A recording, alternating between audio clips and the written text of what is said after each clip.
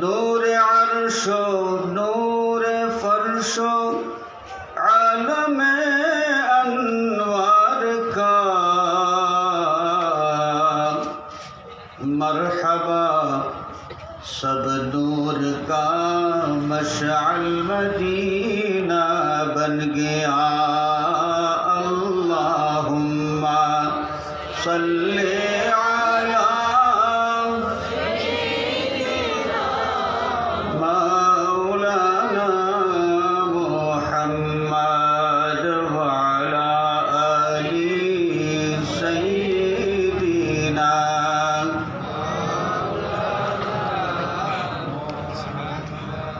ज़ुल्मत कुफ्र ज़लालत जब जहां में छा गई,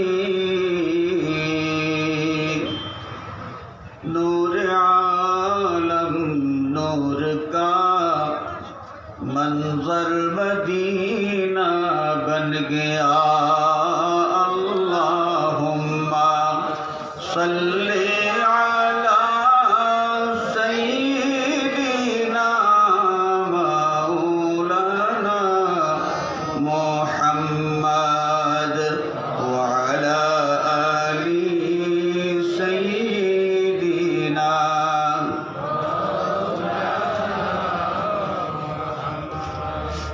बलगल उला बिकमालिही कशफत दुजा बिजमालिही हसनत जमीउ खिसालिही सल्लु अलैहि व आलिहि। या रहमतल लिल आलमीन अंत शफीउल मुज़निबीन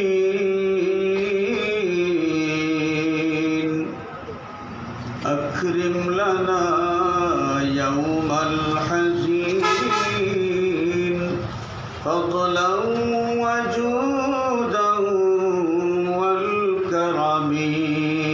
बलगल उला बिकमालिही कशफत दुजा बिजमालिही हसनत जमीउ खिसालिही सल्लु अलैहि। सुब्हानक ला इल्म लना इल्ला मा अल्लमतना इन्नक अंतल अलीमुल हकीम। रब्बि इश्रह ली सदरी व यस्सिर ली अमरी वहलुल उक़दतम मिन लिसानी यफ़क़हू क़ौली।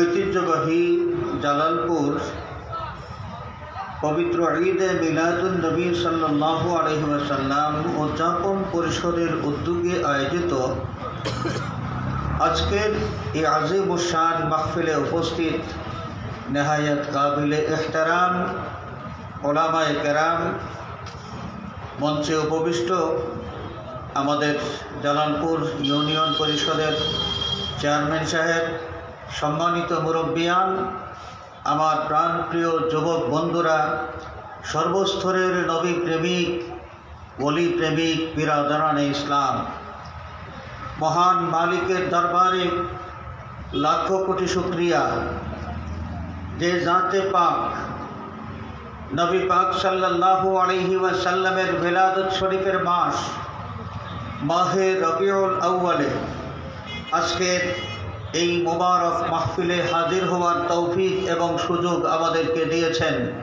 আমরা সকলে উচ্চ আওয়াজে বলি আলহামদুলিল্লাহ। সম্মানিত উপস্থিতি, আমাদের দয়াল নবীজি সাল্লাল্লাহু আলাইহি ওয়াসাল্লাম এই পৃথিবীতে মানুষের সুরতে শুভাগমন করেছেন 570 খ্রিস্টাব্দে।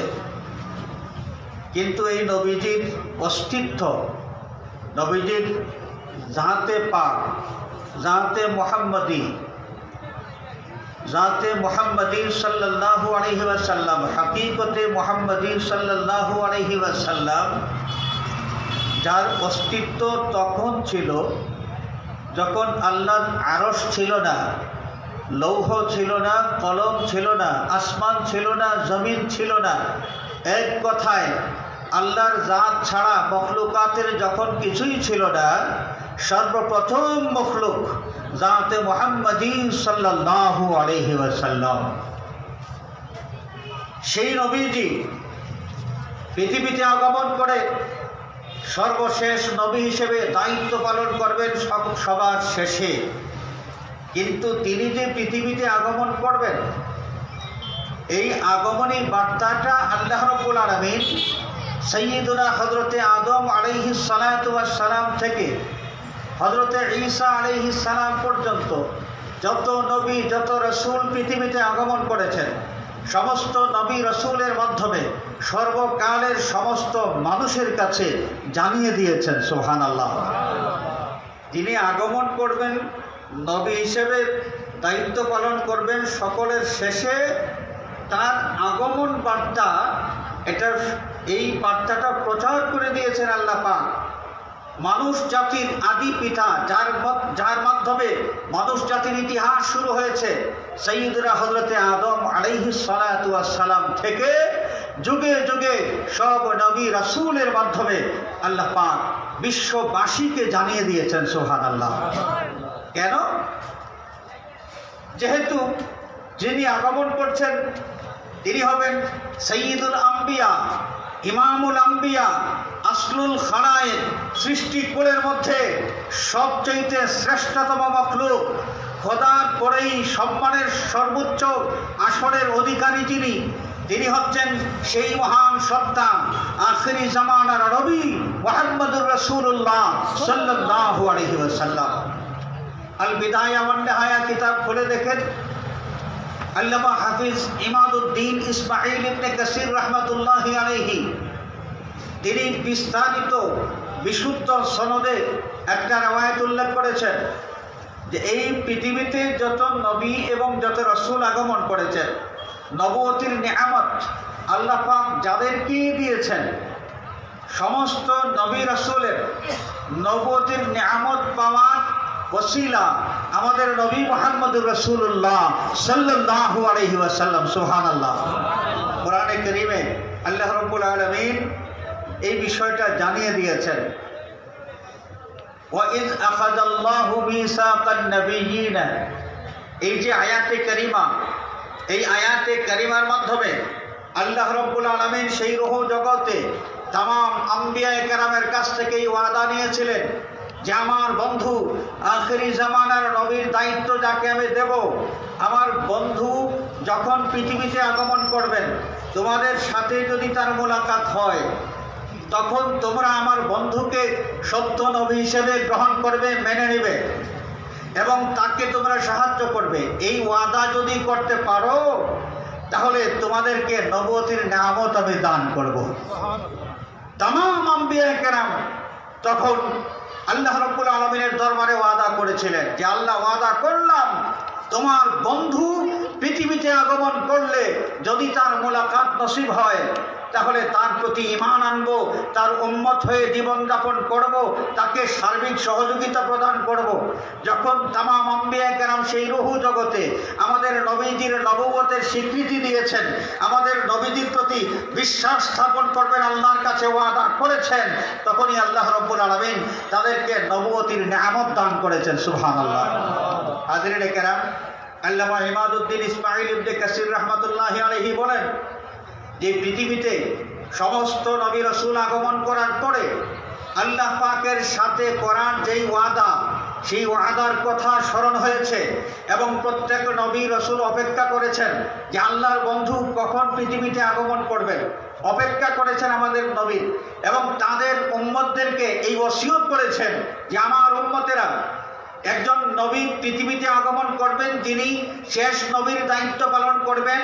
আল্লাহর বন্ধু যদি তিনি পৃথিবীতে আগমন করেন এবং আমার সাথে যদি তার মুলাকাত নসিব হয়, তাহলে আমি তার উম্মত হয়ে যাব, তার প্রতি ঈমান আনবো, এবং তোমরা সকলেও তার প্রতি ঈমান আনতে হবে এবং তার শরীয়ত মেনে চলতে হবে। আমার উম্মতেরা, যদি আমার জীবদ্দশায় তার মুলাকাত নসিব না হয়, তাহলে তোমাদেরকে ওসিয়ত করে যাচ্ছি, সেই নবী পৃথিবীতে আগমন করলে তোমরা যদি সেই নবীর সাক্ষাৎ পাও, তাহলে নবীর প্রতি ঈমান আনবে, তার শরীয়ত মেনে চলবে এবং এই নবীকে সার্বিকভাবে সাহায্য করতে থাকবে। সুবহানাল্লাহ। সাইয়্যিদনা হযরত আদম আলাইহিস সালাতু ওয়াস সালাম থেকে হযরত ঈসা আলাইহিস সালাম পর্যন্ত প্রত্যেক নবী, প্রত্যেক রাসূল তাদের উম্মতদেরকে এই ওসিয়ত করে গিয়েছেন। সুবহানাল্লাহ। হাজিরিনে কেরাম, আমাদের শানওয়ালা নবী, যেই নবীজি সাল্লাল্লাহু আলাইহি ওয়াসাল্লাম এই পৃথিবীতে আগমন করার আগে নবীজির সিফত আওসাফ, নবীজির বিস্তারিত বিবরণ সমস্ত আসমানি গ্রন্থের মধ্যে আল্লাহ রাব্বুল আলামিন বিস্তারিতভাবে উল্লেখ করে দিয়েছেন, এমনভাবে যে সেই আসমানি কিতাবের জ্ঞান যাদের মধ্যে আছে, সমস্ত মানুষ আখেরি জামানার নবীর চেহারা সুরত কেমন হবে, তার অভ্যাস, তার আদত মোবারক কেমন হবে, তার চরিত্র কেমন হবে, মানুষের সাথে তার আচরণ কেমন হবে, সেই নবীজির স্বাস্থ্য কেমন হবে, সেই নবীজির রং কেমন হবে, সেই নবীজির চুল মোবারক কেমন হবে, সেই নবীজির সাহাবী যারা হবেন তাদের অভ্যাস কেমন হবে, এই সমস্ত বিষয়ে আসমানি প্রত্যেকটা কিতাব, আল কোরআনে কারীম নাযিল হওয়ার আগে বড় বড় আসমানি কিতাব তিনখানা, তাওরাত, জাবুর, ইনজিল, প্রত্যেকটা কিতাবের মধ্যে আমাদের নবীজির এমন বিস্তারিত আলোচনা এসেছে, ওই কিতাবের জ্ঞান যাদের আছে সেই মানুষগুলো আমাদের নবীজিকে এই পৃথিবীতে দেখার পরে ইনি যে আখেরি জামানার নবী, এইটা চিনতে কারো ভুল হওয়ার কথা নয়। সুবহানাল্লাহ। আল্লাহ রাব্বুল আলামিন তার হাবিবকে যেভাবে শানওয়ালা বানিয়েছেন, ঠিক সেইভাবে তার হাবিবের শানের আলোচনা, তার হাবিবের শানের আলোচনা আসমানি গ্রন্থের মাধ্যমে তুমি আলোচনা করেছেন। তার হাবিবের শান আল্লাহ রাব্বুল আলামিন প্রকাশ করে দিয়েছেন। এমনকি এই যে মেরাজ রজনী, মেরাজ রজনীতে আমাদের নবী পাক সাল্লাল্লাহু আলাইহি ওয়াসাল্লাম বাইতুল মুকাদ্দাস থেকে যখন ঊর্ধ্বলোকে গমন করতে শুরু করলেন, একটা একটা করে 7টা আসমান পাড়ি দিলেন, তারপরে সিদরাতুল মুনতাহা, তারপর সিদরাতুল মুনতাহা থেকে আরশে আজিম লা মাকান পর্যন্ত পৌঁছে গেলেন। সুবহানাল্লাহ। ইতিহাস, এখানে অনেক লম্বা ইতিহাস এবং মেরাজ শরীফের ঘটনা আলোচনা করা আমার উদ্দেশ্য নয়। আমার যে উদ্দেশ্য, যেই কথাটা আপনাদের সামনে আমি তুলে ধরতে চাই, যে আল্লাহ রাব্বুল আলামিন তার হাবিবের শান আর মান প্রকাশ করতে, প্রচার করতে কত বেশি মহব্বত করেন। দেখেন, দুনিয়ার আসমানের দুয়ার বন্ধ, দ্বিতীয় আসমানের দুয়ার বন্ধ, তৃতীয় আসমানের দুয়ার বন্ধ, 7টা আসমানের দুয়ার বন্ধ ছিল। মেরাজ রজনীতে, মেরাজে আরশে আজিমে দাওয়াত করেছেন আল্লাহ। সেই আল্লাহ রাব্বুল আলামিন খুব ভালো করে জানেন এবং দেখেন, ভালো করে দেখেছেনও যে তার হাবিব রওনা করেছেন। দুনিয়ার আসমানের দুয়ারগুলো খোলা রাখলেই তো চলতো, হাবিব আসতেছেন, দরজাগুলো খোলা রাখলেই তো চলতো, কিন্তু না, প্রত্যেকটা দরওয়াজা বন্ধ ছিল। দুনিয়ার আসমানের কাছে গিয়েছেন, আসমানের দুয়ার বন্ধ। জিবরিল আমিন খটখট খটখট করে শব্দ করেছেন, ভিতর থেকে আওয়াজ এসেছে, দরওয়াজায় কে? জিবরিল আমিন পরিচয় দিয়েছেন যে আমি জিবরিল। আপনি কি একা? জি না, আমি একা নই। তাহলে কে আছেন? আমি যার সাথে এসেছি তিনি হচ্ছেন আরশে আজিমের দাওয়াতি মেহমান। আল্লাহ রাব্বুল আলামিন তার আরশে আজিমে তার হাবিবকে দাওয়াত করেছেন এবং সেই সম্মানিত মেহমান আল্লাহর বন্ধু মুহাম্মদ সাল্লাল্লাহু আলাইহি ওয়াসাল্লাম আরশে আজিমের উদ্দেশ্যে রওনা করেছেন। আমি আল্লাহর হাবিবের সাথে আছি। যখন ভিতর থেকে প্রশ্ন করা হলো যে তিনি কি আসার কথা, জিবরিল আমিন জবাব দিলেন, জি হ্যাঁ, তিনি আসার কথা, মানে তাকে দাওয়াত করে দেওয়া হচ্ছে। আল্লাহ পাক আরশের মালিক আল্লাহ তাকে আরশে আজিমে দাওয়াত করেছেন। সেই দাওয়াতে মেহমান হাজির হয়েছেন আসমানের দুয়ারে। দরওয়াজা খুলে দেওয়া হলো। তারপর এখানে অনেক ঘটনা। দ্বিতীয় আসমান, সেখানেও দরওয়াজা বন্ধ। দ্বিতীয় আসমানের বাহিরের থেকে, দরওয়াজার বাহিরের থেকে জিবরিল আমিন খটখট শব্দ করেছেন। প্রথম আসমানের মতো ভিতর থেকে প্রশ্ন করা হয়েছে। জিবরিল আমিন উত্তর দিয়েছেন যেটা প্রথম আসমানে উত্তর দিয়েছিলেন। দরওয়াজা খুলে দেওয়া হয়েছে। তৃতীয় আসমান, আসমানের দুয়ার বন্ধ। আবার ভিতর থেকে প্রশ্ন করা হয়েছে। জিবরিল আমিন তার পরিচয় দিয়েছেন। প্রথম আসমানে যেভাবে জবাব দেওয়া হয়েছে, প্রশ্ন এবং উত্তর, ঠিক সেইভাবে তৃতীয় আসমান। এইভাবে 7টি আসমান অতিক্রম করেছেন। প্রত্যেকটা আসমানের দরওয়াজা বন্ধ ছিল এবং প্রতিবার প্রশ্ন করা হয়েছে। জিবরিল আমিন জবাব দিয়েছেন এবং তার জবাবের মধ্যে এই কথাটা তিনি প্রকাশ করেছেন যে আল্লাহর বন্ধু আরশে আজিমের দাওয়াতি মেহমান হয়ে আরশে আজিমের দিকে রওনা করেছেন।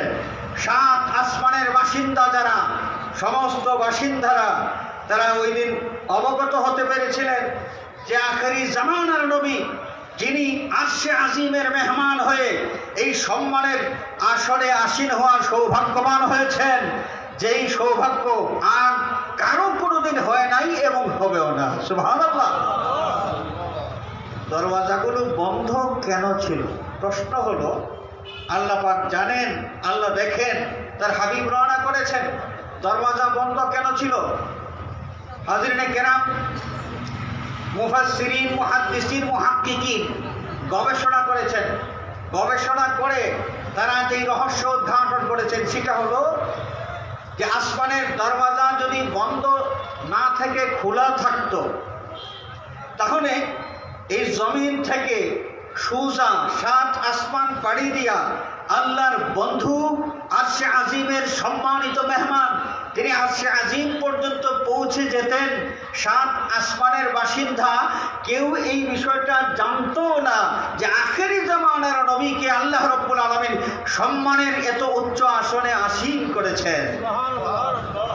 আসমানের দরওয়াজাগুলো বন্ধ রেখে প্রশ্ন এবং উত্তরের পরে প্রত্যেকটি দরওয়াজা খুলে দেওয়ার মাধ্যমে আল্লাহ রাব্বুল আলামিন 7 আসমানের বাসিন্দা যারা, সমস্ত বাসিন্দাদের সামনে তার হাবিবের শান এবং মান প্রকাশ করার জন্যই আসমানগুলো বন্ধ রেখে প্রশ্ন এবং উত্তরের পরে দরওয়াজা খোলার ব্যবস্থা রেখেছিলেন। সুবহানাল্লাহ। আল্লাহ রাব্বুল আলামিন তার হাবিবের শান প্রকাশ করতে ভালোবাসেন এবং মানুষের সামনে তার হাবিবের শান প্রকাশ করে দিয়েছেন। তার হাবিবের শান প্রকাশ করেছেন বিশেষ একটা নির্দেশ দেওয়ার মাধ্যমেও। সেটা হলো, ইন্নাল্লাহা ওয়া মালাইকাতাহু ইউসাল্লুনা আলান নবী ইয়া আইয়ুহাল্লাযীনা আমানু সাল্লু আলাইহি ওয়া সাল্লিমু তাসলিমা। আমাদেরকে আল্লাহ রাব্বুল আলামিন নির্দেশ দিয়েছেন, হুকুম দিয়েছেন তার হাবিবকে সালাত এবং সালাম জানানোর জন্য। এবং এই নির্দেশটা শুধু শুধু এইভাবেই দেন নাই, নির্দেশ দেওয়ার আগে একটা ভূমিকা দিয়েছেন। হাজিরিনে কেরাম, আল্লাহ পাক নামাজের হুকুম দিয়েছেন, রোজার হুকুম দিয়েছেন, যাকাতের হুকুম দিয়েছেন, হজের হুকুম দিয়েছেন, শরীয়তের অনেক বিষয়ের হুকুম দিয়েছেন। কোনো হুকুম দেওয়ার আগে এই কথা বলেন নাই যে আমি আল্লাহ নামাজ পড়ি, তোমরাও নামাজ পড়ো, আমি আল্লাহ যাকাত দেই, তোমরাও যাকাত দাও, আমি আল্লাহ হজ করি, তোমরাও হজ করো, আমি আল্লাহ রোজা রাখি, তোমরাও রোজা রাখো। আল্লাহ রাব্বুল আলামিন এইভাবে শরীয়তের কোনো বিষয়ের হুকুম দেন নাই। একটি মাত্র বিষয়, সেটা হলো তার হাবিব সাল্লাল্লাহু আলাইহি ওয়াসাল্লামকে সালাত আর সালাম জানানো।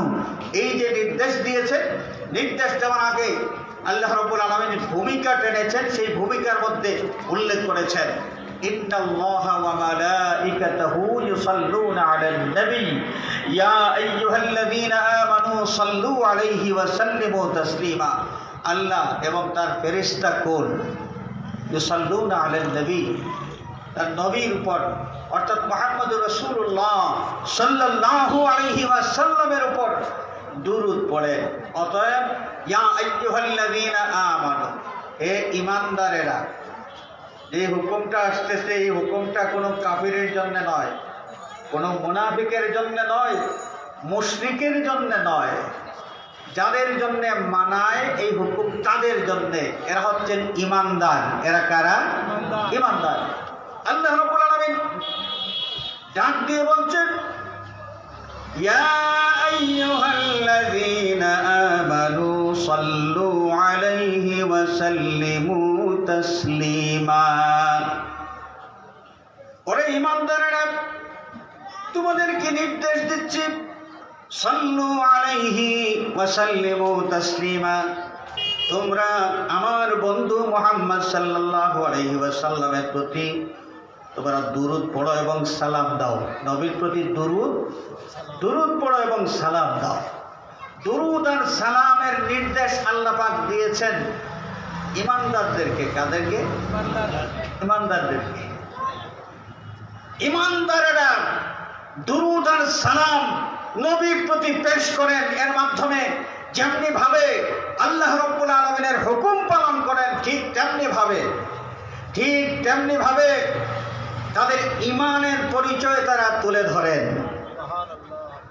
ঈমানদারদের জন্য দুরূদ আর সালামের হুকুম, এই জন্য ঈমানদারেরাই দুরূদ আর সালাম পড়তে বেশি ভালোবাসে।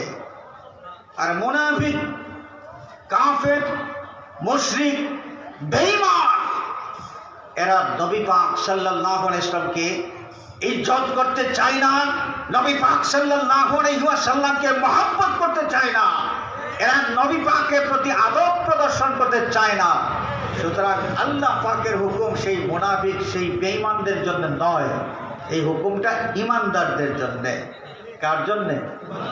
ঈমানদারদের জন্য। হাজিরিনে কেরাম, বর্তমান বিশ্বে দুঃখজনক একটা পরিস্থিতি, যেটা ইদানিংকালে আমরা খুব বেশি এই বিষয়টা সম্পর্কে আলোচনা শুনছি, যেটা হলো যে ফ্রান্সে দুঃখজনক ঘটনা ঘটেছে। এই ফ্রান্সের কপালে কলঙ্কের তিলক এঁকেছে সেই দেশের প্রেসিডেন্ট, সেই দেশের প্রাইম মিনিস্টার। সেই ফ্রান্সে আমাদের নবী পাক সাল্লাল্লাহু আলাইহি ওয়াসাল্লামের ব্যঙ্গ চিত্র তারা প্রদর্শন করেছে। এখন প্রথম শুধু নয়, 2005 সালে যখন কোন দেশ? ডেনমার্ক। 2005 সালে ডেনমার্ক একবার এই অপকর্ম করেছিল। তাম বিশ্বে প্রতিবাদের ঝড় উঠেছিল। মুমিন মুসলমানেরা জাগ্রত হয়েছিল, বজ্রকণ্ঠে প্রতিবাদ করেছিল। সেই 2005 সালেও একবার এই ফ্রান্স ডেনমার্কের অনুসরণ করে তারা নবী পাক সাল্লাল্লাহু আলাইহি ওয়াসাল্লামের ব্যঙ্গ চিত্র অঙ্কন করে প্রদর্শন করেছিল। আর ইদানিংকালে আরও একবার এই সাম্প্রতিক যেই দুঃখজনক ঘটনা, সেই ঘটনায় গোটা মুসলিম বিশ্ব দুঃখিত, গোটা মুসলিম বিশ্ব ব্যথিত, গোটা মুসলিম বিশ্ব আজকে প্রতিবাদ মুখর। আজকে বিভিন্ন রাষ্ট্রে সেই ফ্রান্সের পণ্যগুলো তারা বর্জন করা শুরু করেছেন। কুয়েত, ফ্রান্সের মার্কাওয়ালা, ফ্রান্স ব্র্যান্ডের যত পণ্য আছে সর্বপ্রথম তাদের মার্কেট থেকে তারা আউট করে দিয়েছে। কুয়েত আউট করেছে। বিভিন্ন দেশে ফ্রান্সের সেই পণ্যগুলো বর্জন করা শুরু হয়েছে। রাষ্ট্রীয়ভাবে সেই ফ্রান্সের বর্তমান যে ভূমিকা, এই যে দুঃখজনক ঘটনা, আমাদের নবী পাক সাল্লাল্লাহু আলাইহি ওয়াসাল্লামের ব্যঙ্গচিত্র নিয়ে ফ্রান্সের যে ভূমিকা, এর প্রতিবাদ করেছেন বিভিন্ন রাষ্ট্র থেকে, রাষ্ট্রীয় পক্ষ থেকে এর প্রতিবাদ এসেছে। আমরা চাই, আমাদের প্রাণের দাবি, 90% মুসলমানের এই দেশ, এই বাংলাদেশ থেকেও রাষ্ট্রীয়ভাবে যেন 90% মুসলমানের পক্ষ থেকে আমাদের রাষ্ট্রের কর্ণধার যারা, তাদের পক্ষ থেকে তীব্র প্রতিবাদ তারাও জানাবেন। এটাই বাংলাদেশের মুসলমানের প্রাণের দাবি।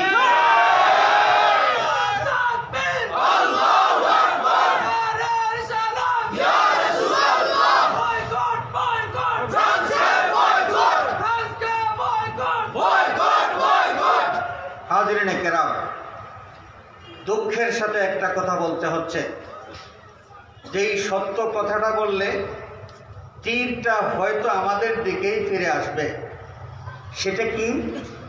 সেটা হলো যে এই যে অমুসলিমগুলো সময় সময় বিভিন্ন সময় বিভিন্ন স্থানে আমাদের নবীজি সাল্লাল্লাহু আলাইহি ওয়াসাল্লাম সম্পর্কে উল্টাপাল্টা কাজকর্ম করে, এদেরকে ক্ষেত্র তৈরি কে করে দিয়েছে? নবীজি সাল্লাল্লাহু আলাইহি ওয়াসাল্লামকে তুচ্ছ তাচ্ছিল্য করার মতো সেই পথ কারা দেখায় দিয়েছে? যদি আমরা এই বিষয়টা গভীরভাবে চিন্তা করি তাহলে দেখব ইসলামী চিন্তাবিদ পরিচয়ের দেশ মুসলমান যারা আমাদের নবীজি সম্পর্কে এমন বক্তব্য দিয়েছেন, যেই বক্তব্যগুলোর মাধ্যমে আমাদের নবীজিকে তুচ্ছ তাচ্ছিল্য করা হয়েছে। যেমন মদিনা শরীফ, মুসলমান যখন রওজা শরীফ জিয়ারত করতে যাবে, রওজায়ে আতহার জিয়ারতের নিয়তে মদিনা শরীফ যাওয়া যখনই কোনো হাজী সাহেব নিয়ত করেন, তখন আরেক দল তথাকথিত ইসলামী চিন্তাবিদ এরা ফতোয়ার ঝুড়ি নিয়ে, ফতোয়ার বস্তা নিয়ে হাজির হয়ে যান যে খবরদার খবরদার, জিয়ারতের নিয়তে যাওয়া শিরক, ওইখানে জিয়ারতের নিয়তে যাবেন না। কেন যাব না? তারা বুঝাই দেন যাকে সালাম দেওয়া হবে তিনি তো সেইখানে নাই, তাহলে তিনি কোথায় গিয়েছেন? তারা মানুষকে বুঝান তাকে কবর দেওয়া হয়েছিল, এই কবরের মধ্যে পচে গলে তিনি মাটির সাথে মিশে গিয়েছেন। নবীর সাথে তুচ্ছ তাচ্ছিল্য করা, সেই ফ্রান্স আর ডেনমার্ক এগুলো আজকে ব্যঙ্গচিত্রের মাধ্যমে করছে, আর বক্তব্যের মাধ্যমে আমাদের নবী পাক সাল্লাল্লাহু আলাইহি ওয়াসাল্লামকে তুচ্ছ তাচ্ছিল্য করেছে কারা? এদের এই ধরনের বক্তব্যের কারণেই সেই বিধর্মীরা আজকে আমাদের নবী সম্পর্কে উল্টাপাল্টা কাজ করার মতো সাহস পায়। তাহলে তথাকথিত ইসলামী চিন্তাবিদ যারা, নবী আমাদের মতো 10 জনের মতো, তো 10 জনের কার্টুন যদি ছাপানো যায় তাহলে ডেনমার্ক কি দোষ করলো আর ফ্রান্স কি দোষ করলো? বিভিন্ন মানুষেরই তো কার্টুন ছাপানো হয়, তো মুসলমান আপনি চেতেন কেন? যদি তাদেরকে প্রশ্ন করা হয়, প্রশ্নের জবাবটা তারা কি দিবেন? যারা আমাদের নবীজিকে 10 জন মানুষের মতোই মনে করেন, তাদেরকে যদি বলা হয় যে কোনো মানুষের কার্টুন তো ছাপা হচ্ছে, বাংলাদেশের প্রধানমন্ত্রীর কার্টুন ছাপা হয়, ইংল্যান্ডের প্রধানমন্ত্রীর কার্টুন ছাপা হয়, ভারতের প্রধানমন্ত্রীর কার্টুন ছাপা হয়, কার্টুন তো বিভিন্ন মানুষেরই ছাপা হয়। তো নবী যদি 10 জন মানুষের মতোই একজন হয়ে থাকেন, এই নবীর কার্টুন ছাপা হলো, তো আপনারা চেতেন কেন? যদি বিজাতীয়রা, বিধর্মীরা এই প্রশ্নটা করে, তাহলে ইসলামী চিন্তাবিদ নামের কুলাঙ্গার যারা আমার নবী পাক সাল্লাল্লাহু আলাইহি ওয়াসাল্লামকে দুষে গুণে রক্তে মাংসে সাধারণ মানুষের মতোই একজন মানুষ বলে, এরা এই জবাবটা কি দেবে? কি জবাব দেবে? হাজিরিনে কেরাম, সংক্ষেপে যেটা আমি বলতে চাই, কাফির মুশরিকেরা আমাদের মুসলমানদের বিভিন্ন তৎপরতা থেকে তারা সাহস পেয়ে যাচ্ছে এবং তাদেরকে সেই ক্ষেত্র তৈরি করে দেওয়া হচ্ছে নবী সম্পর্কে উল্টাপাল্টা বক্তব্য দেওয়ার মাধ্যমে। আগে মুসলমান তথাকথিত ইসলামিক চিন্তাবিদেরা উল্টাপাল্টা বক্তব্য দেন, তারপরে ওরা আমাদের নবী সম্পর্কে এই ধরনের অপতৎপরতা চালানোর মতো সুযোগ পায়, তারা উৎসাহিত হয়। আমরা যে বিষয়টা খুব সতর্কতার সাথে মনে রাখতে হবে যে আমাদের নবী পাক সাল্লাল্লাহু আলাইহি ওয়াসাল্লাম যার শান মান প্রকাশ করা আল্লাহ পাকের পছন্দের কাজ, আল্লাহর পছন্দের কাজ। সেই নবীজির তারিফ, সেই নবীজির শান আর মান পছন্দ করতেন সাহাবায়ে কেরাম। সাহাবায়ে কেরামের মুখে মুখে নবীজির প্রশংসা ছিল, মুনাফিকের মুখে নবীর প্রশংসা ছিল না। মুনাফিকের মধ্যে দুনিয়ার স্বার্থ হাসিল করার জন্য নামাজ ছিল, নামাজ না পড়লে ওই যে পঞ্চায়েতি ভাগ পাওয়া যাবে না।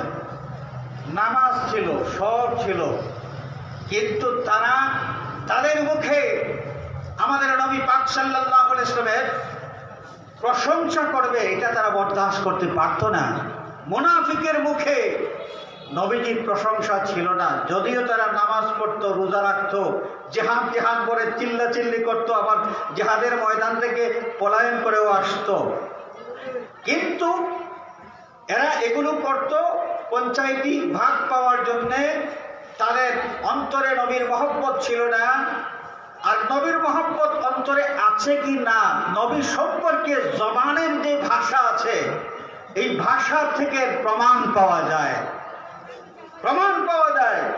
মুনাফিক নবীর প্রশংসা করতো না, তারা পছন্দও করতো না, নবীজিকে আদব দেখাইতে চাইতো না। এই কারণে যে বেয়াদবি করা, নবীর সামনে বেয়াদবি করা, এটা কবে থেকে শুরু হয়েছে? প্রসিদ্ধ ঘটনা, ওলামায়ে কেরাম বারবার আমাদেরকে এই ঘটনা শুনিয়েছেন যে আল্লাহর নবী গনিমতের মাল বন্টন করতেছিলেন। মুসলমান, সাধারণ মুসলমান নয়, একজন মুসলমান মুজাহিদ, একজন মুসলিম মুজাহিদ যুদ্ধের ময়দানে গিয়েছে, নবীর পক্ষে যুদ্ধ করেছে। তারপর সেই মুসলিম মুজাহিদ গনিমতের মাল বন্টন করছেন, আমার নবীর পাশে দাঁড়িয়ে আছে। সে অপলক নেত্রে তাকিয়ে আছে নবীর দিকে। আল্লাহর নবী তাকে প্রশ্ন করলেন যে গভীর মনোযোগ দিয়ে তুমি আমার বন্টন কাজ দেখতেছো, হাল রাআইতা শাইআন, তুমি কি আমার কাজের মধ্যে কোনো ভুল ত্রুটি দেখতে পেয়েছো? যেই লোকটা মুসলমান মুজাহিদ নবীর পাশে দাঁড়িয়ে আছে, নবীর গনিমতের মাল বন্টন করতেছিলেন, নবীজি প্রশ্ন করলেন যে তুমি যে গভীরভাবে আমার এই কাজ দেখতেছো, কি আমার কাজের মধ্যে কোনো বেশ কম কিছু আছে, উল্টাপাল্টা কিছু আছে? সেই লোকটা কি জবাব দিয়েছে শোনেন। সে বলল, বালা, হ্যাঁ, আপনি গনিমতের মাল বন্টন করছেন, এই বন্টন কাজের মধ্যে আপনি উল্টাপাল্টা করেছেন। কি করেছেন? উল্টাপাল্টা কি? যে মা আদালতা ইয়া মুহাম্মদ, নবী মুহাম্মদ সাল্লাল্লাহু আলাইহি ওয়াসাল্লাম, আপনি ইনসাফ করেন নাই। গনিমতের মাল বন্টন করেছেন, ইনসাফের সাথে নয়, বেইনসাফি করেছেন। সুবহানাল্লাহ। মুসলমান, নবীর উম্মত, তাও সাধারণ মুসলমান না, মুসলিম মুজাহিদ নবীর পাশে দাঁড়িয়েছে, নবীকে বলতেছে আপনি গনিমতের মাল বন্টন করেছেন, আপনি বেইনসাফি করে করে মাল বন্টন করেছেন, ইনসাফের সাথে বন্টন করেন নাই। হুজুরে পাক সাল্লাল্লাহু আলাইহি ওয়াসাল্লাম গুসা করেছেন।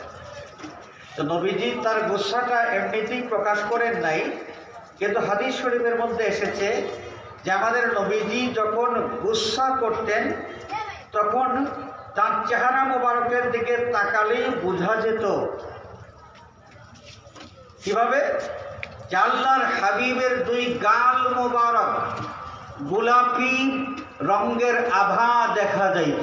সুবহানাল্লাহ। আল্লাহর হাবিবের দুই গাল মোবারকে যখন কোনো গোলাপি রঙের আভা দেখা যাইত তখনই সাহাবায়ে কেরাম বুঝতে পারতেন যে আল্লাহর হাবিব ভীষণ রাগ করেছেন। হুজুরে পাক সাল্লাল্লাহু আলাইহি ওয়াসাল্লাম সেই লোকটাকে বললেন, এই বিশ্ববাসীকে ইনসাফ শিক্ষা দেওয়ার জন্য আল্লাহ রাব্বুল আলামিন আমাকে পৃথিবীতে পাঠিয়েছেন। এখন আমার মধ্যে যদি তুমি ইনসাফ খুঁজে না পাও তাহলে পৃথিবীর আর কোথায় গিয়ে তুমি ইনসাফ পাবে? এদিকে সাইয়্যিদুনা হযরতে ফারুক আযম ওমর বিন খাত্তাব রাদিয়াল্লাহু তাআলা আনহু অনেক সময় তিনি তরবারির ভাষায় কথা বলতেন। জালালিয়াতের আলোতে যখন পৌঁছে যেতেন তখন সাইয়্যিদুনা ফারুক আযম রাদিয়াল্লাহু তাআলা আনহু তরবারি দিয়ে কথা বলতেন। ঠাস করে তরবারি বের করেছেন, নাঙ্গা তরবারি, আল্লাহর হাবিবের দরবারে আরজ করেছেন, ইয়া রাসূলুল্লাহ অনুমতি দেন এই মুনাফিকের গর্দান আমি উড়িয়ে দেই। নবীজি সাল্লাল্লাহু আলাইহি ওয়াসাল্লাম রহমাতুল লিল আলামিন। সেই রহমাতুল লিল আলামিন গোটা বিশ্ব জাহানের জন্য রহমত ছিলেন, তার দুশমনদের জন্যও তিনি রহমত ছিলেন। সুবহানাল্লাহ। আল্লাহর নবী দুশমনদের জন্য কি ছিলেন? রহমত ছিলেন। আদব ওয়ালার জন্য যেভাবে রহমত, বেয়াদবের জন্য আল্লাহর নবী রহমত ছিলেন। ইমানদারের জন্য যেভাবে রহমত ছিলেন, কাফির মুশরিক মুনাফিকের জন্যও আল্লাহর নবী রহমত ছিলেন। সাইয়্যিদনা ফারুক আযম রাদিয়াল্লাহু তাআলা আনহু দরবারে টান দিয়েছেন, অনুমতি চেয়েছেন, ইয়া রাসূলুল্লাহ এই মুনাফিকের গর্দান উড়িয়ে দেয়। আল্লাহর হাবিব ফারুক আযম রাদিয়াল্লাহু তাআলা আনহুকে থামিয়ে দিলেন, ওমর তুমি শান্ত হও, গরম হওয়া যাবে না, হত্যা করা যাবে না। ওমর তুমি যদি এই লোকটাকে এখন হত্যা করো, তাহলে ইসলামের দুশমনেরা বলা বলি করতে শুরু করবে যে ইসলামের নবী তার সাথীদেরকে দূরে সফরে নিয়ে তারপরে হত্যা করেন। এই কাজটা তুমি এখন করতে যেও না। সেই লোকটা যখন হাব ভাব খারাপ দেখেছে, তখন এই স্থান ত্যাগ করতে শুরু করেছে। এই স্থানটা সে কিভাবে ত্যাগ করেছে? সাহাবায়ে কেরাম রাসূলুল্লাহ সাল্লাল্লাহু আলাইহি ওয়াসাল্লামের সামনে থেকে যখন তারা বিদায় নিতেন, তখন পিঠটা কখনো আল্লাহর নবীর দিকে দিতেন না। রসুলের দিকে পিছন দিয়া তারা রসুলের সামনে থেকে বিদায় হতেন না, কারণ বেয়াদবি, রসুলের দিকে পিছন দেওয়া যাবে না, বেয়াদবি। কিন্তু এই যে লোকটা এখান থেকে যখন প্রস্থান করলো, যেই লোক মুসলমান এবং মুজাহিদ, এবং যেই লোকটা আল্লাহর নবীকে বলেছে যে আপনি বেইনসাফি করেছেন, সেই মুজাহিদ মুসলমান যখন আল্লাহর নবীর সামনে থেকে প্রস্থান করতে শুরু করলো, নবীর দিকে পৃষ্ঠ দিয়া, পিঠ দিয়া সে নবীর মজলিস থেকে চলে গেল। হাজরিনে কেরাম, আল্লাহর নবী সাহাবায়ে কেরামকে দেখায় বললেন, ওই আমার সাহাবীরা দেখো, ওই লোকটার দিকে তাকাও। সেই লোক যাচ্ছে নবীর দিকে পিছন দিয়া সামনের দিকে যাচ্ছে, আর আল্লাহর নবী সাহাবায়ে কেরামকে ডাক দিয়ে বলেন, আমার সাহাবীরা তোমরা দেখো, ওই লোকটার দিকে তাকিয়ে দেখো, এই লোকটার বংশধর পৃথিবীতে আসবে, যাদের জবান সব সময় কোরআনে কারীমের তিলাওয়াতে তাজা থাকবে। সব ঠিক আছে, ঠোঁটের মধ্যে কোরআন শরীফের আওয়াজ থাকবে, যে কোরআনে কারীমের আসর তাদের অন্তরের মধ্যে থাকবে না। কোরআন থাকবে তাদের মুখে মুখে, অন্তরের মধ্যে তাদের কোরআন থাকবে না। ইয়ামরুকুনা মিনাদ দ্বীন কামা ইয়ামরুকুস সাহমু মিনার রামিয়া। ইমানের সাথে তাদের কোনো সম্পর্ক থাকবে না। ধনুক থেকে তীর যেইভাবে দ্রুত অনেক দূরে চলে যায়, ঠিক তেমনি ভাবে এই লোকটার বংশধর যারা বেশি বেশি কোরআনে কারীম তিলাওয়াত করবে, যাদের অন্তরের মধ্যে কোরআন থাকবে না, কোরআন শুধু তাদের জবানের মধ্যে থাকবে, এই লোকগুলো ইমানের সাথে তাদের কোনো সম্পর্ক থাকবে না। নামাজ আছে, কোরআন তিলাওয়াত আছে, তাসবিহ আছে, তাহলিল আছে, সব আছে, কিন্তু ইমান নাই, ইমান নাই। ইয়ামরুকুনা মিনাদ দ্বীন কামা ইয়ামরুকুস সাহমু মিনার রামিয়া। হাজিরিনে কেরাম, এই যে ইমান, ইমানটা হচ্ছে আমাদের বড় দৌলত। ইমান ঠিক আছে, নামাজের দাম আছে। ইমান ঠিক আছে, রোজার দাম আছে। ইমান ঠিক আছে, হজের দাম আছে। ইমান ঠিক আছে, তাসবিহ তাহলিলের দাম আছে। ইমান ঠিক আছে তো যে কোনো আমলের দাম আছে। ইমান নাই, সারা জীবন প্রত্যেক বছর যদি একবার হজ করেন, প্রত্যেক দিন যদি তাহাজ্জুদের নামাজ পড়েন, প্রত্যেক দিন যদি লক্ষ লক্ষ টাকা আল্লাহর রাস্তায় খরচ করেন, তাহলে এই সমস্ত নেক আমলের কোনো দাম নাই। এজন্য ইমান সবার আগে, ইমান। আর ইমানটা নির্ভর করে কিসের উপর? ইমান নির্ভর করে নবী করিম সাল্লাল্লাহু আলাইহি ওয়াসাল্লামকে অন্তর দিয়ে গ্রহণ করার উপর। ইমান নির্ভর করে নবী করিম সাল্লাল্লাহু আলাইহি ওয়াসাল্লামকে মহব্বত করার উপর। আল্লাহর নবী বলেন, আলা লা ঈমান লিমান লা মাহাব্বাতা লাহু, আলা লা ঈমান লিমান লা মাহাব্বাতা লাহু, আলা লা ঈমান লিমান লা মাহাব্বাতা লাহু। হযরত তম্বি ব্যবহার করেছেন 3 বার এবং একই বাক্য তিনবার ব্যবহার করার মাধ্যমে আল্লাহর নবী এই বাক্যের গুরুত্ব তুলে ধরেছেন এবং সতর্কতা অবলম্বন করে এটা শোনার জন্য আহ্বান করেছেন। আল্লাহর নবী বলেন, যার অন্তরের মধ্যে মহব্বত নাই তার ঈমান নেই। যার হৃদয়ে মহব্বত নাই তার কি নেই? ঈমান নেই। হুব্বে রাসূল এটা হচ্ছে ঈমানের পূর্ব শর্ত। তাযীমে রাসূল ঈমানের পূর্ব শর্ত। আদবে রাসূল ঈমানের পূর্ব শর্ত। এই কারণে দুনিয়ার মুমিন মুসলমান নবী করিম সাল্লাল্লাহু আলাইহি ওয়াসাল্লামের এই পৃথিবীতে শুভাগমনকে স্মরণ করে আনন্দ প্রকাশ করেন, নবীর শানে কসিদা পাঠ করেন, নবী পাক সাল্লাল্লাহু আলাইহি ওয়াসাল্লামকে সালাত আর সালাম দিয়ে আনুষ্ঠানিকতার মাধ্যমে তারা তাদের ঈমানের যে দাবি, সেই ঈমানের দাবিটা তারা প্রকাশ করে। ঈমানদারের জন্য মাহফিলে মিলাদুন নবী, বেঈমানের জন্য নয়। ঈমানদারদের জন্য ঈদে মিলাদুন নবী সাল্লাল্লাহু আলাইহি ওয়াসাল্লাম, বেঈমানের জন্য নয়। এরা এগুলো সহ্য করতে পারে না, বরদাস্ত করতে পারে না। হাজরিনে কেরাম, ঈদে মিলাদুন নবী, আজকে এই মাহফিলে আমি বেশি আলোচনা, আমার আলোচনা আজকে আসলে লম্বা হয়ে যাচ্ছে। আমি শেষ করব একটি কথা বলে।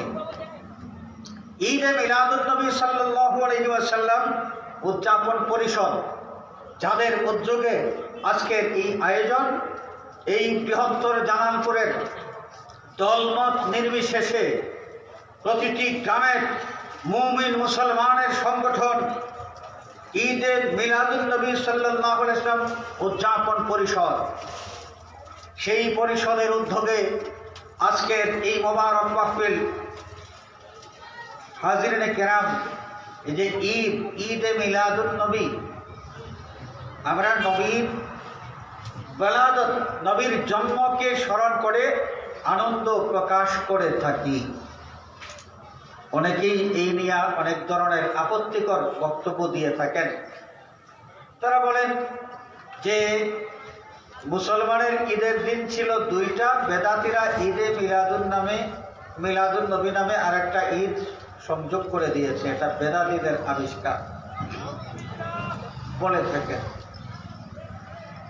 তো যারা এই কথা বলেন, বিরোধিতার খাতিরেই বিরোধিতা, এই জন্যই এই বক্তব্যটা দিয়ে থাকেন। তাদের এই বক্তব্যের পিছনে না আছে কোনো যুক্তি, না আছে কোনো দলিল, না আছে কোনো যুক্তি, না আছে কোনো দলিল। হাজিরিনে কেরাম, দেখেন এই বিশ্বের বর্তমানে যারা এই নিয়ে বেশি কথাবার্তা বলে, সালাফি লামাজহাবি, আমরা বাংলাদেশে তাদেরকে খুব ভালো করে খুব সহজে চিনতে পারি।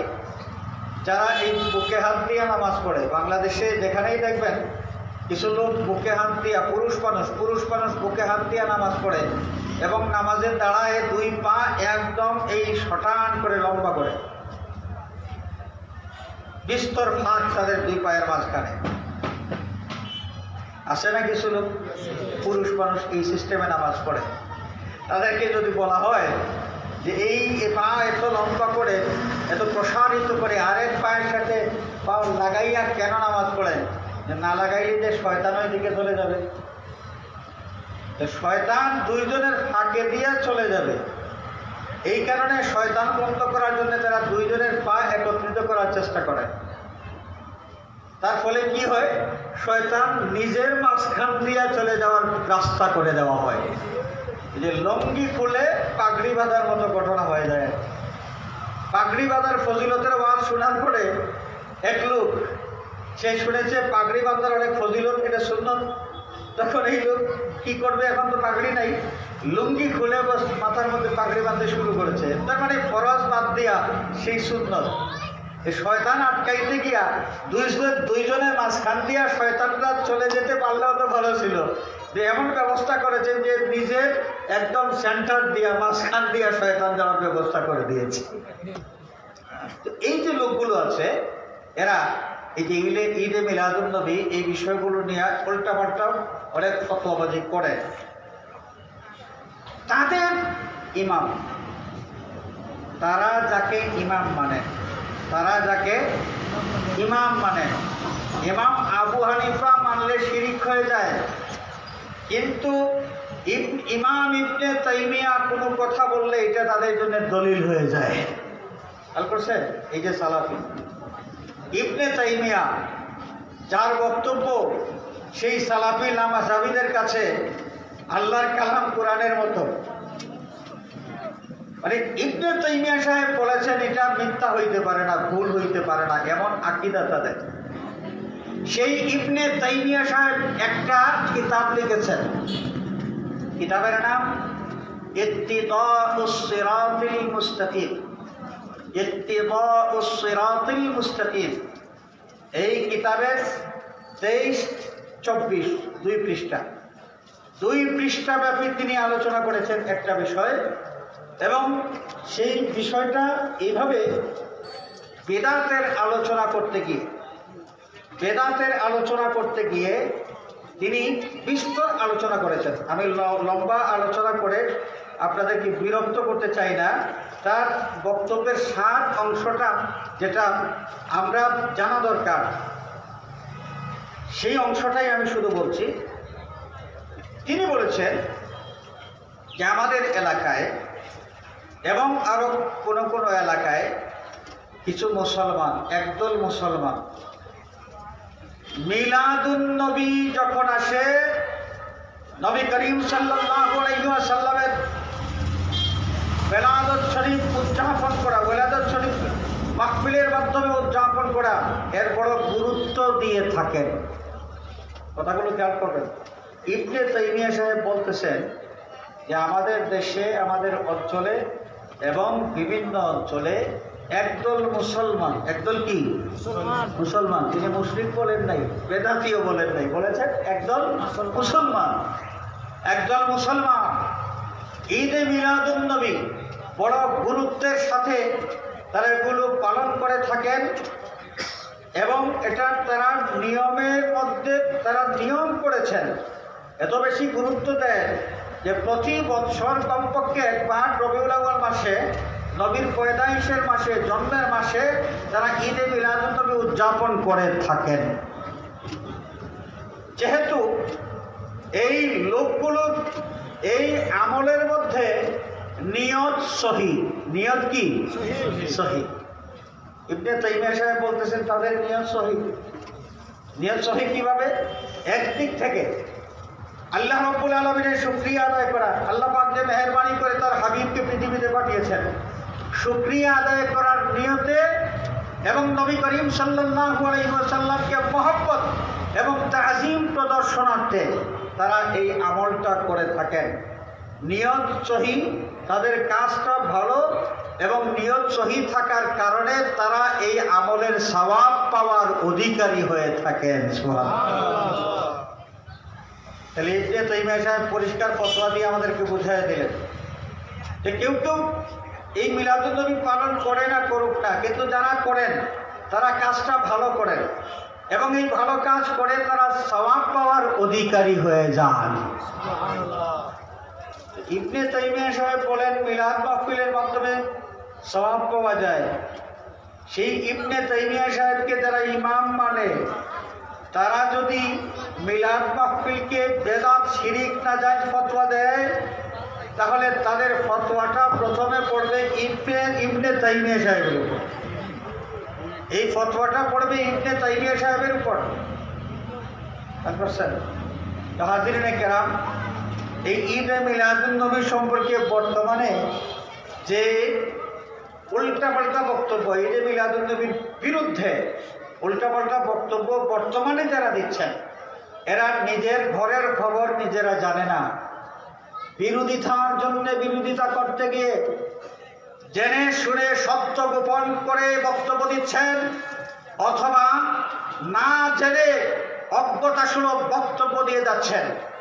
তাদের এই ধরনের বক্তব্যের মাধ্যমে মুসলমান জাতির কোনো কল্যাণ বয়ে আনতে পারে না। তাদের এই ধরনের বক্তব্যের মাধ্যমে মুসলিম জাতির মধ্যে বিভেদ তৈরি হতে পারে। মুসলমান জাতি বিভক্ত হইতে পারে এই ফায়দা, এছাড়া তাদের এই ধরনের বক্তব্যের দ্বারা আর কোনো ফায়দা আমরা দেখতে পাই না।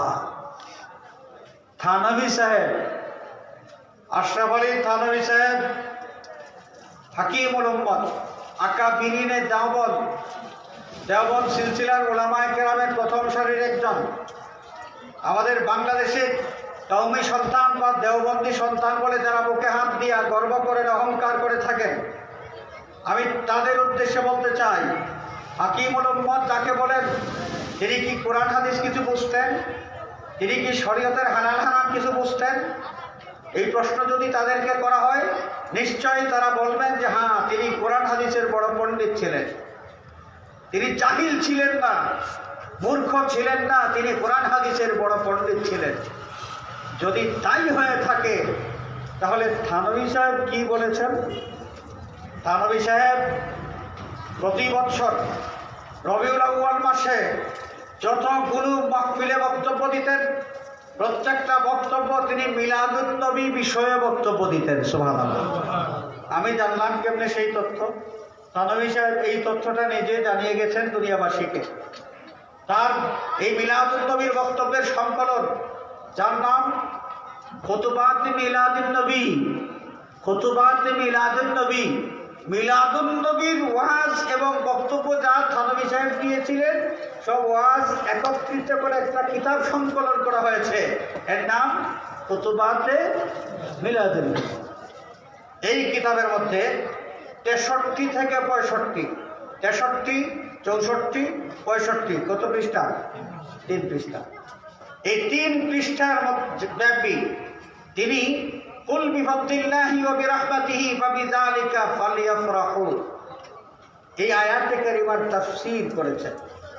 তাফসীর করে তিনি সর্বশেষ যে সিদ্ধান্ত দিয়েছেন, সেই সিদ্ধান্তটা হলো যে আল্লাহর বন্ধু রাহমাতুল লিল আলামিন মুহাম্মদুর রাসূলুল্লাহ সাল্লাল্লাহু আলাইহি ওয়াসাল্লাম নিঃসন্দেহে আল্লাহর ফজল এবং রহমত, এবং সেই ফজল আর রহমত প্রাপ্তি উপলক্ষে আনন্দ প্রকাশ করার জন্যে এই আয়াতের মাধ্যমে আল্লাহ পাক ইমানদারদেরকে হুকুম দিয়েছেন। সুবহানাল্লাহ। তাহলে থানভী সাহেব প্রমাণ করলেন যে নবীর জন্মকে স্মরণ করে খুশি প্রকাশ করা, এর নামে কি? ঈদে মিলাদুন নবী। এটাই তো, এরই নাম তো ঈদে মিলাদুন নবী। যারা আজকে মিলাদুন নবীর বিরোধিতার জন্য বলে যে নবী যেই দিন জন্মগ্রহণ করেছেন সেই দিন মৃত্যুবরণ করেছেন, অতএব নবীর মৃত্যুবরণের দিন নবীর মহব্বত তাদের মধ্যে আছে, তারা নবীর বিচ্ছেদ ব্যথায় কান্নাকাটি করবে। আর বেদাতীরা ঈদে মিলাদুন নবী পালন করে, তারা বলে থাকে যে আমরা কান্নাকাটি করব। আর থানভী সাহেব কোরআন শরীফের আয়াত দলিল দিয়া তিনি এই কথাটা বলছেন যে এই নবীর আগমনকে উপলক্ষ করে, আগমনকে স্মরণ করে আনন্দ প্রকাশ করার হুকুম আল্লাহ পাক এই আয়াতে কারিমার মাধ্যমে দিয়েছেন। সুবহানাল্লাহ। তাহলে ঈদে মিলাদুন নবী, ঈদে মিলাদুন নবীর দলিল কোরআন শরীফের এই আয়াত। থানভী সাহেব দলিল গ্রহণ করলেন। আর আমার যে সমস্ত ভাইয়েরা ঈদে মিলাদুন নবীর দলিল খুঁজে পান না, তাদের কাছে আমাদের আহ্বান থাকবে, নিজের পরের দূরের দিকে যাওয়ার দরকার নাই, নিজের ঘরের খবর আগে নেন।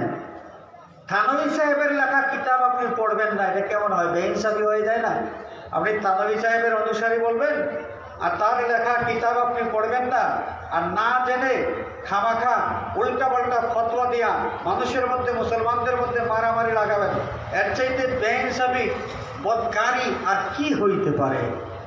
তো হাজিরিন, আমরা আজকে পবিত্র ঈদে মিলাদুন নবী সাল্লাল্লাহু আলাইহি ওয়াসাল্লাম উদযাপন পরিষদের উদ্যোগে আয়োজিত এই মোবারক মাহফিলে যারা হাজির হয়েছে, আমাদের এই হাজিরি আল্লাহ পাক যেন কবুল করেন, সবাই বলে আমিন।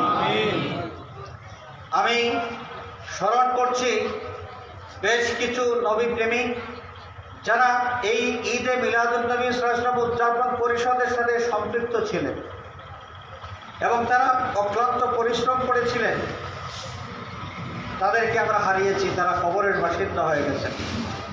হযরত বালাউটি সাহেব হুজুর রহমতুল্লাহি আলাইহি এই ঈদে মিলাদুন নবী উদযাপন এই জালালপুরের বৃহত্তর জালালপুরবাসীকে নিয়ে ঈদে মিলাদুন নবী উদযাপনের যেই রূপ দিয়েছিলেন তারই ধারাবাহিকতা আজকে এই মিলাদুন নবী উদযাপন পরিষদের সাথে জড়িত ছিলেন মরহুম মাওলানা আব্দুল কুদ্দুস সাহেব। এই পরিষদের সাথে অক্লান্তভাবে অতপ্রুতভাবে জড়িত ছিলেন অনেক মানুষ যারা কবরের বাসিন্দা হয়ে গেছেন। এই জালালপুরের মুরব্বিয়ান যারা এই মিলাদুন নবী মাহফিলকে প্রতি বছর সুন্দর করার জন্য সার্বিক পরামর্শ এবং সার্বিক দিক নির্দেশনা দিয়েছেন, তারা অনেকেই কবরের বাসিন্দা হয়ে গেছেন। জনাব মরহুম বাবুল মিয়া সাহেব, জনাব মরহুম মইনুল হক সাহেব, আরও এই জালালপুরের মুরব্বিয়ানে কেরাম জনাব আব্দুল হক মেম্বার সাহেব, আরও অনেক জালালপুরের অনেক মুরব্বিয়ানে কেরাম এই মুহূর্তে জনাব সাজিদুর রহমান সাইজলামিয়া সাহেব, জনাব খলিলুর রহমান সাহেব, এই আরও অনেক এই জালালপুরের মুরব্বিয়ান যারা ছিলেন আপনারা সকলেই দেখেছেন, তারা অতপ্রুতভাবে এই মিলাদুন নবী মাহফিলের সাথে জড়িত থেকেছেন, তারা কবরবাসী হয়ে গেছেন। আল্লাহ রাব্বুল আলামিন প্রত্যেকের কবরগুলোকে যেন বেহেশতের বাগান বানিয়ে দেন, সবাই বলি আমিন। এই মিলাদুন নবী মাহফিলকে সার্থক করার জন্যে আমাদের প্রবাসী আত্মীয় স্বজন ভাই বন্ধু যারা আছেন, যুক্তরাজ্য প্রবাসী, যুক্তরাষ্ট্র প্রবাসী, ফ্রান্স, কানাডা, তারপরে মিডিল ইস্টের বিভিন্ন দেশ, সৌদি আরব, কাতার, ওমান, এই ধরনের বিভিন্ন দেশের প্রবাসী যারা আছেন, এই বৃহত্তর জালালপুরের প্রবাসী বন্ধুরা প্রতি বছর মিলাদুন নবী মাহফিলে বিরাট বড় সহযোগিতা করে থাকেন। মূলত তাদের সহযোগিতার উপর ভিত্তি করেই মিলাদুন নবীর এই অনুষ্ঠানকে নিয়ে সুন্দরভাবে স্বপ্ন দেখা সম্ভব হয়। আমরা এই আপনাদের কাছে দোয়া চাই, আমাদের প্রবাসী যারা আছেন আল্লাহ রাব্বুল আলামিন তাদেরকে নিরাপদে রেখে যেন হালাল রুজির তৌফিক দেন, সবাই বলি আমিন। আমরা ইদানিং শুনেছি আবার আরেক দফা লকডাউন